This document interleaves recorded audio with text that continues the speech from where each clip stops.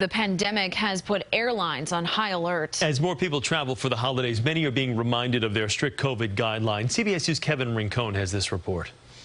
For the Orban family, their trip from Denver to Newark was grounded after their 2-year-old daughter refused to wear a face mask. She was freaking out, losing it. She was screaming, and then she was crying, and she was just like, no. In a video posted on social media, you can see them walking off their United plane. An airline employee says they were kicked out for non-compliance. There was just such a lack of communication, and then also the inconsistency with the rules and the regulations. I think that's the part that's the most frustrating. United, in a statement, says the health and safety of our employees and customers is our highest priority. Molly Fergus at TripSavvy says given the pandemic, things are changing.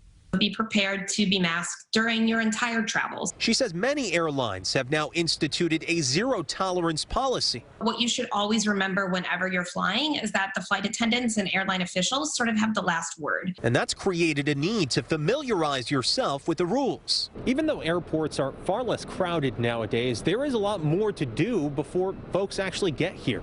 Extra masks, extra hand sanitizer. The other thing that is a bit of a problem, depending on where you're going, is needing to have a COVID test within 72 hours of landing. Vicki and her husband Christopher also had to deal with at least 4 flight cancellations.